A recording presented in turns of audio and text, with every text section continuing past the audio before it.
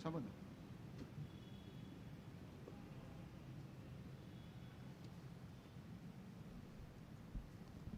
Tes. Assalamualaikum warahmatullahi wabarakatuh. Alhamdulillah. Wassalatu wassalamu ala rasulillah wa ala alihi wa sahbihi wa mawalah. Amma ba'du. Ibu-ibu dan bapak-bapak sekalian jamaah Masjid Al-Falah dan seluruh peserta pengajian ini yang melalui online yang sangat saya muliakan. Malam hari ini saya akan menyampaikan kajian dengan judul Menghapus Duka dengan Duha. Saya cuplikkan dari buku Bersiul di Tengah Badai. Bismillahirrahmanirrahim.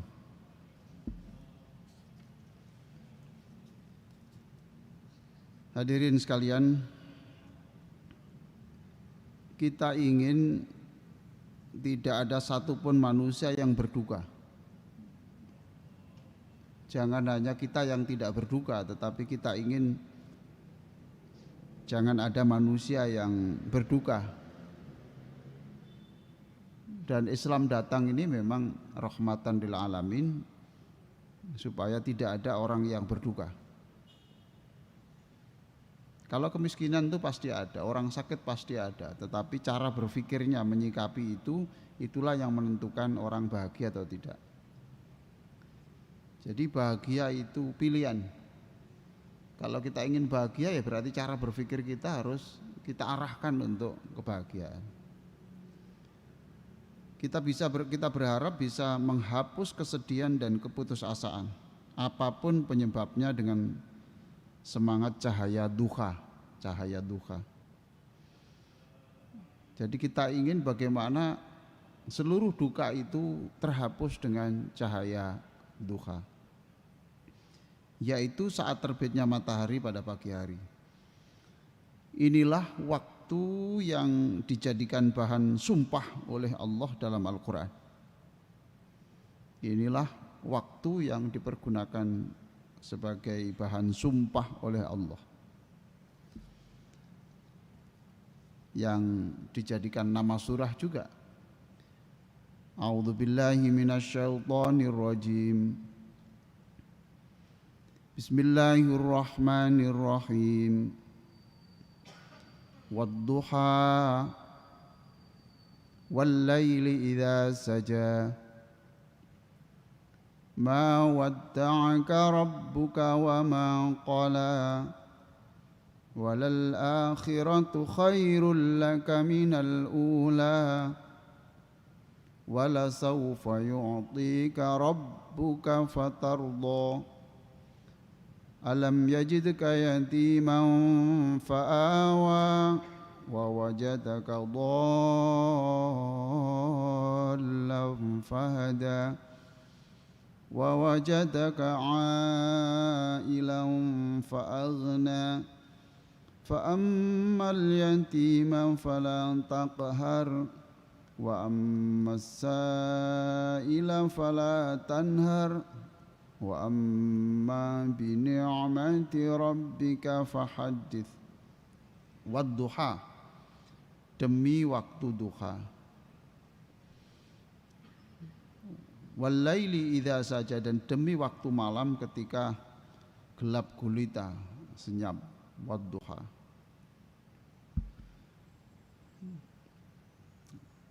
Ma wadda'aka rabbuka wa ma qala.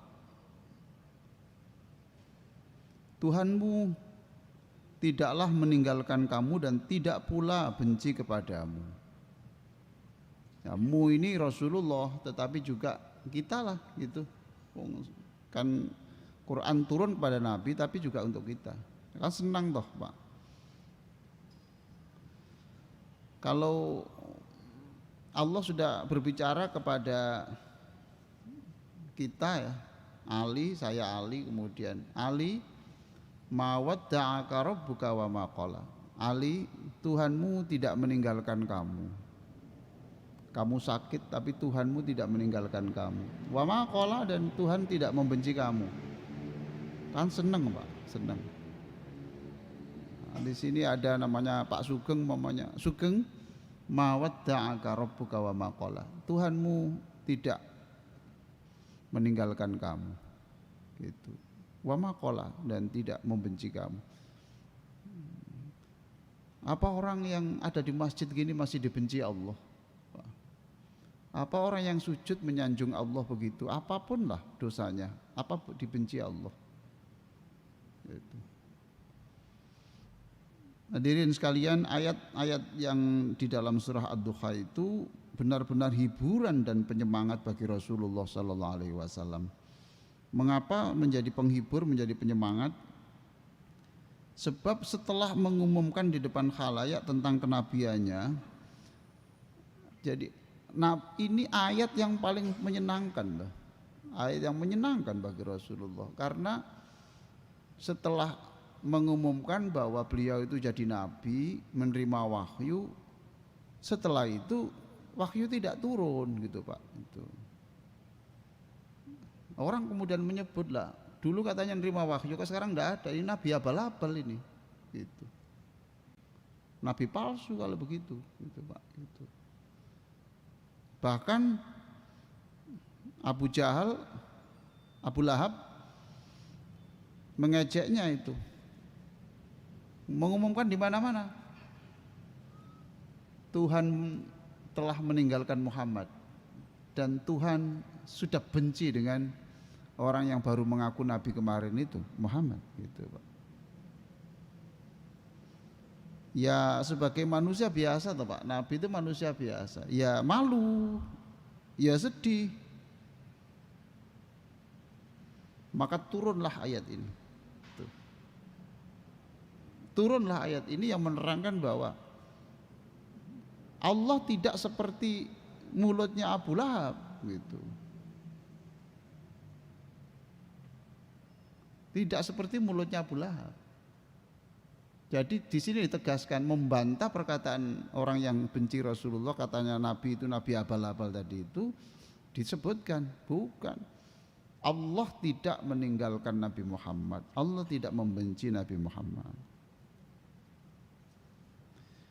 Allah secara tidak langsung ya, dengan sumpah tadi itu, kita diperintahkan untuk memperhatikan waktu duha, cahaya pagi itu.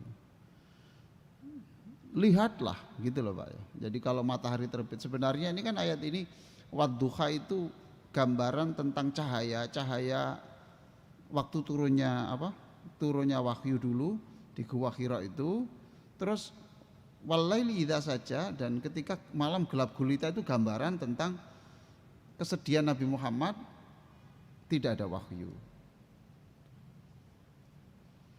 Wadduha, demi waktu duha. Sama dengan kita ini disuruh melihatlah waktu duha itu. Lihatlah betapa cerah sinar matahari saat itu. Lihat, keluar, lihat. Jangan melihat matahari nunggu COVID lah gitu. Ada COVID terus sering berjemur. Lihat matahari itu. Betapa segar bugarnya fisik kita setelah semalam istirahat. Senang kita ini, semalam istirahat full, istirahat. Setelah istirahat malam-malam kita sholat, kemudian kita keluar. Betapa optimis kita menyongsong masa depan yang lebih cerah.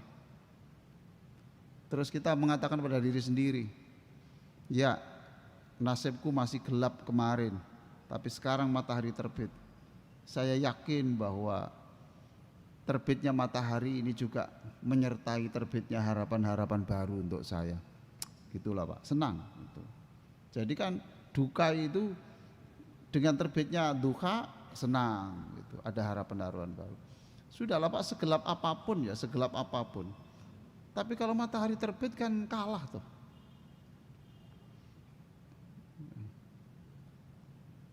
Tuh. Lebih-lebih bagi yang sholat tahajud pada malam sunyi sebelumnya. Jadi apalagi setelah istirahat terus kemudian malamnya menjelang subuh itu tahajud. Maka seolah-olah Allah berpesan, bercerialah secerah sinar terang pagi ini. Yang senang kamu itu. Semalam memang gelap. Ya, ini seolah-olah begitulah Allah ya. Semalam memang gelap. Tapi pandanglah, alangkah terangnya sinar matahari ini. Saat ini batu besar sedang menindih dadamu sampai engkau kesulitan bernafas. Saat ini kamu itu punya masalah seperti batu besar yang menindih dadamu dan sehingga kamu hampir patah tulang rusuk dan kemudian susah bernafas. Tapi percayalah, aku tidak akan membiarkan kamu sendirian. Aku tetap mengasihimu. Hanya saja engkau tidak faham maksudku. Gitu. Allah berfirman, ma wadda'aka rabbuka wa ma qala. Tuhanmu tidak membenci kamu. Tuhanmu tidak meninggalkan kamu. Tuhanmu sayang kepada kamu. Cuma sayangku ini kamu tidak faham tentang bentuk sayangku gitu. Yang namanya sayang kan tidak mesti menuruti kemauan toh Pak. Apakah Bapak sayang kepada anak terus mau semua keinginan anak dipenuhi? Kan tidak toh Pak. Apakah namanya sayang itu tidak boleh melukai? Siapa bilang? Sayang itu kadang-kadang harus melukai. Lah anaknya Bapak ada kelainan di perutnya, terus diapakan? Kan dioperasi. Lah dioperasi itu kan dirobek tuh. Jadi yang namanya sayang tidak mesti tidak melukai. Ini melukai, tapi melukai itu dalam rangka supaya kamu setelah itu punya masa depan yang lebih cerah. Jangan-jangan kita ini diberikan cobaan-cobaan hidup begini ini sama dengan ketika kepala kita dibuka, ya kan gitu. Kita tidak sadar sekian jam, kemudian ditutup kembali, supaya kita punya tambahan umur gitu toh. Jangan-jangan Allah sekarang yang memberikan cobaan kita itu seperti itu. Iya sakit, tetapi nanti itu ada saatnya kamu bahagia. Kita mungkin sedang terhuyung-huyung kelelahan menyelesaikan masalah hidup yang berat. Bahkan bukan air mata yang diteteskan, tapi darah. Sudah habislah air mata untuk diteteskan, yang keluar tinggal darah. Belum selesai masalah yang satu, datang lagi masalah berikutnya. Komplit sudah penderitaan kita ini. Komplit sudah. Tapi yakinlah bahwa itu bukan karena Allah membenci Anda. Nah itu tahu Pak. Tapi yakinlah itu bukan karena Allah membenci Anda. Sebaliknya itu adalah bentuk kasihnya agar kita cerdas dan menjadi manusia tahan bantingan gitu. Dengan modal itu kita akan menjadi manusia sukses di kemudian hari. Allah kemudian firman, dan sungguh hari kemudian itu lebih baik bagimu daripada yang sekarang. Walal akhiratu khairul laka minal ula. Akhirat itu lebih baik daripada kehidupan sekarang. Atau akhirat itu kan akhirnya akhir toh Pak.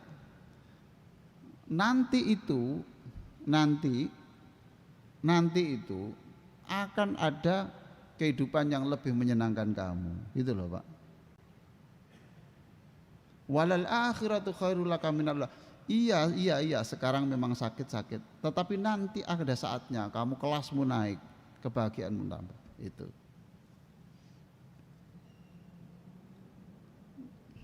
Jalaluddin Rumi mengatakan batu yang siap untuk menjadi cincin itu harus siap dipahat dan dipukul loh, gitu Pak. Ya Pak ya. Kalau tidak siap dipukul, tidak siap dipahat ya tidak bisa jadi cincin. Jadi dipukul-pukul itu bukan untuk marah, bukan, tetapi itu adalah bentuk akan menaikkan hargamu. Asalnya kamu batu biasa, dipahat, dipukul, dijadikan cincin, lalu kamu jadilah mahal. Kita bisa begitu Pak, mungkin penderitaan-penderitaan kita itu.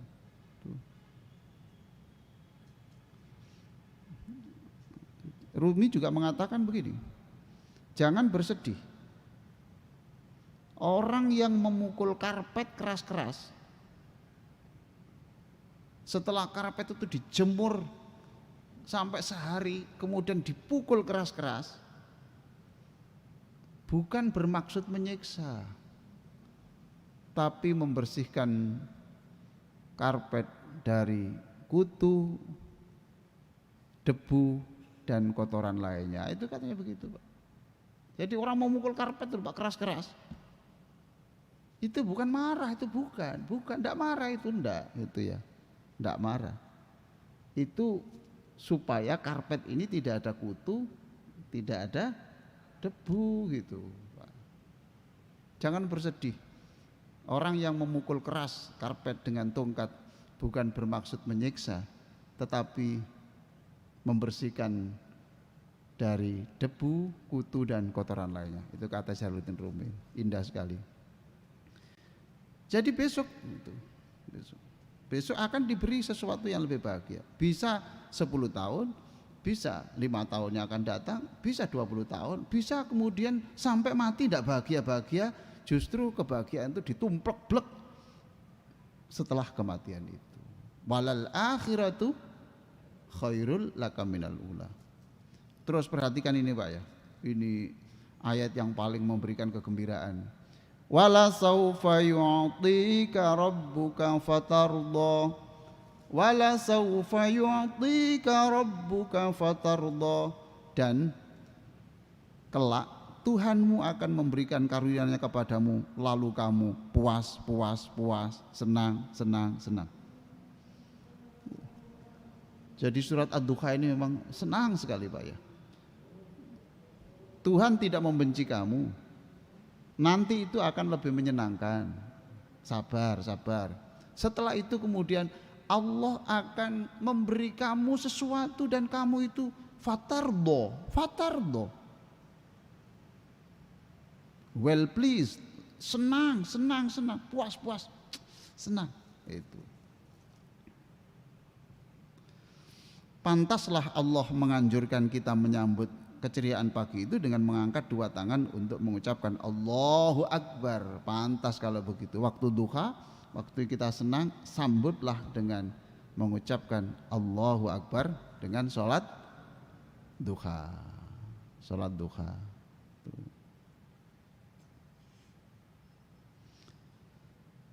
Jangan ada sedikit pun keraguan. Jangan ada sedikit pun keraguan tentang kemurahan dan kasih Allah untuk merubah yang duka menjadi suka, tangisan menjadi kesuksesan. Jangan sedikit pun ragu. Jangan ragu Pak, jangan, yakin.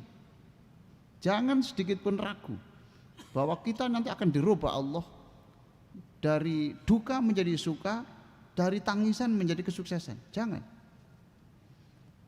Maka Allah menunjukkan kepada Nabi Muhammad tuh, alam yajidka yatiman fa'awa. Tidakkah kamu dulu itu yatim, toh? Fa'awa. Kemudian Allah melindungi kamu. Kamu dulu yatim. Kan gitu. Fa'awa. Kemudian Allah melindungi kamu. Wa wajadaka dhallan fahada. Dan dulu kamu itu tidak tahu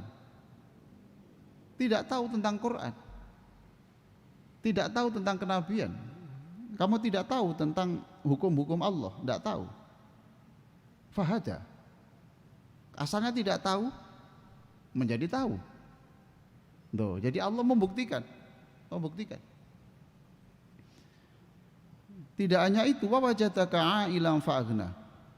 Dan kemudian apakah Allah juga tidak menemui kamu dalam keadaan miskin, lalu dijadikan kamu itu berkecukupan, fa'aghna. bahkan berlebih. Oh, jadi ketika Allah menunjukkan janji kemudian menunjukkan sudah melakukan itu dan bisa gitu.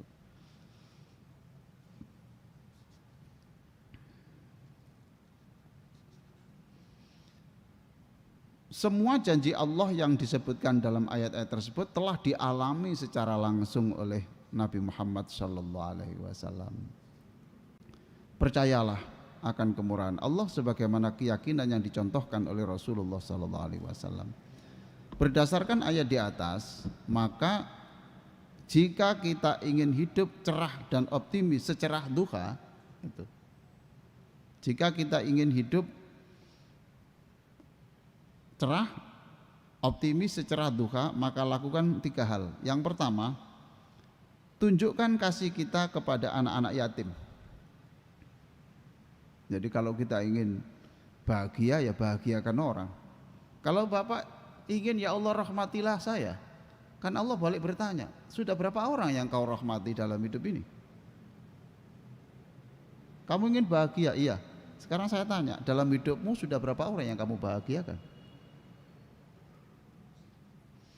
Jadi pertama, fa'ammal yatima fala taqhar. Itu lanjutannya toh. Adapun kepada anak-anak yatim jangan kamu berlaku sewenang-wenang. Kedua, kasihi dan perlakukan para peminta dengan cara yang terbaik. Cara yang terbaik. Wa amma sa'ila fala tanhar.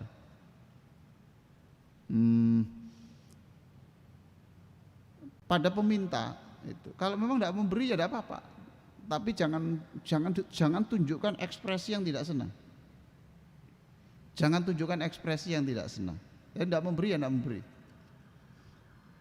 Nabi ya pernah diminta, kemudian Nabi tidak punya apa-apa, tidak diberi, kemudian didoakan saja. Tuh. Wa amma sa'ila fala tanhar. Adapun pada orang-orang yang meminta, jangan menghardiknya. Tapi ini Fathullah Gulen yang di Turki itu yang apa? Dituduh kudeta itu ya. Punya tafsiran lain ini.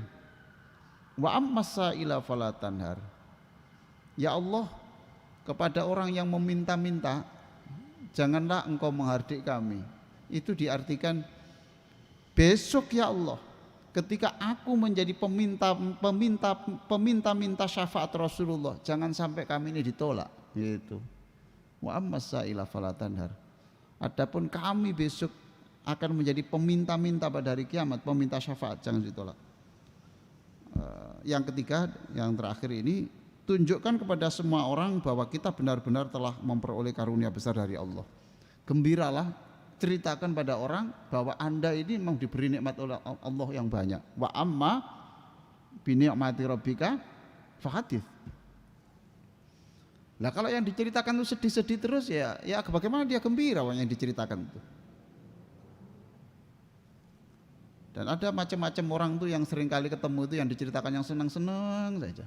Ada juga yang cerita itu yang sedih-sedih saja. Setiap ketemu itu mesti cerita yang sedih-sedih gitu. Enggak pernah. Tapi ada orang tuh yang katanya sakit Pak. Iya tapi ya masih hidup Pak, alhamdulillah. Tuh. Gimana Pak anaknya kuliah gitu? Ya saya jualkan rumah Pak untuk anak saya. Saya cari kos kecil-kecil itu. Alhamdulillah lah masih ada rumah yang bisa dijual. Nanti anak saya biar saya tinggali ilmu saja Pak. Ya enak aja gitu loh. Tapi yang satu itu setiap ketemu saya, Ustadz ini anak masuk perguruan tinggi, tidak punya apa-apa, pinjam koperasi ini sudah tutup, ini gini Pak Ustadz gimana? Mohon diberi doa Pak. Setiap ketemu itu minta doa, solusi aja itu. Yang ini enggak. Katanya ini Pak itu dagangannya enggak laku.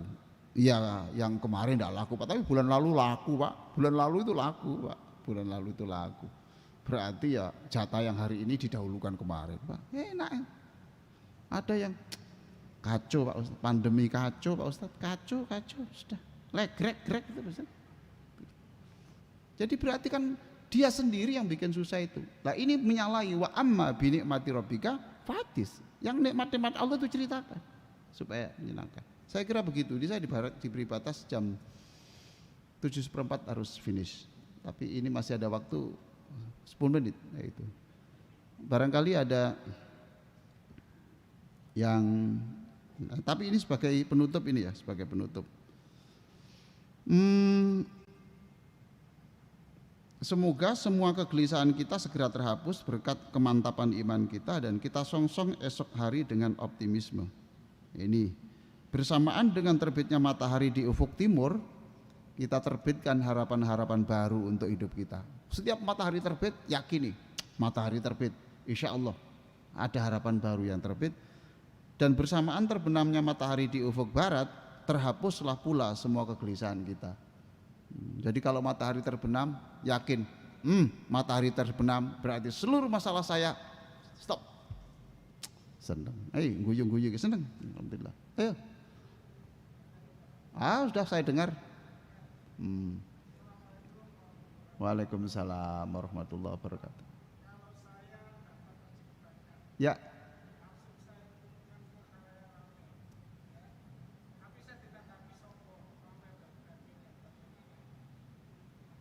Sudah. Bapak kalau hidup mikir mulutnya orang, Pak, mati Bapak. Iya toh Pak, mati Pak, biar aja. Asalkan Bapak itu niatnya itu adalah bersyukur, ya ada apa-apa disebut pamer apa. Bapak itu ingin dihakimi manusia apa dihakimi Allah? Pak, saya tanya, Bapak itu ingin dihakimi manusia apa dihakimi Allah? Ya sudah selesai dong. Ini saya kasih buku ini, sudah punya ini. Silakan, monggo. Segini masih utangnya akeh guyu ae wis ngene. Enggak wis. Nanti saya tanda tangani Pak, saya tanda tangani.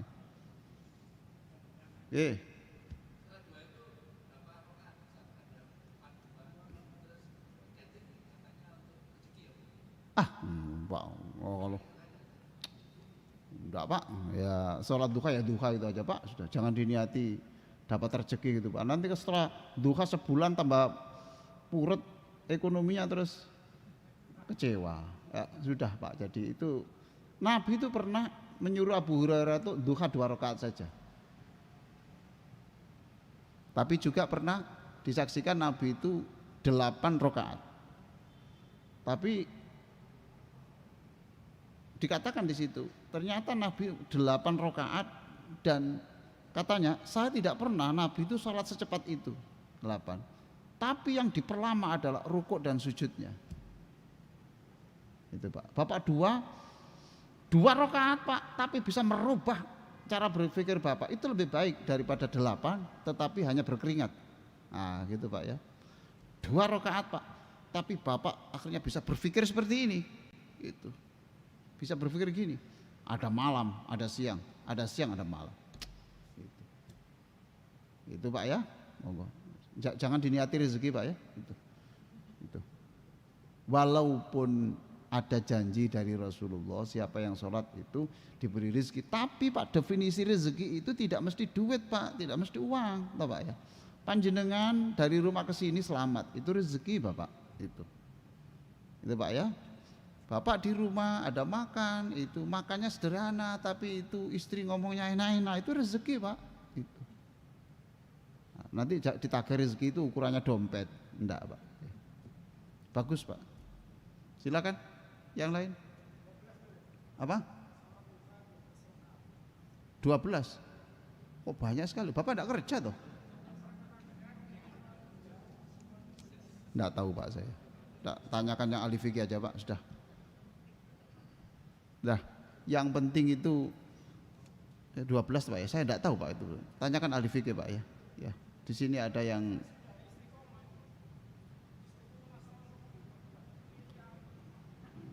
enggak apa-apa. Masa orang tidak boleh keliru toh Pak? Itu, ya.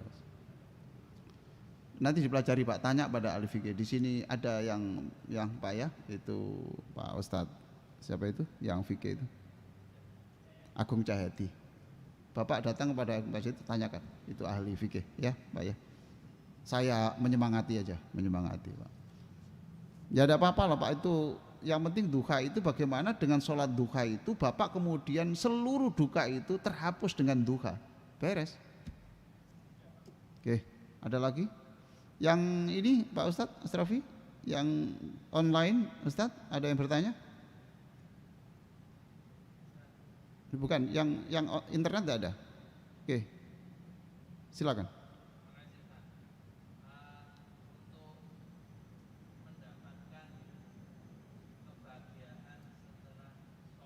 Ya,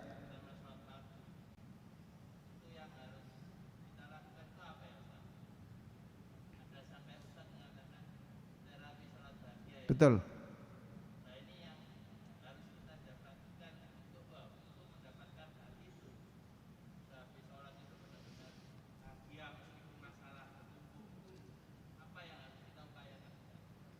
Oke, Pak, ada orang punya hutang, ya Pak ya.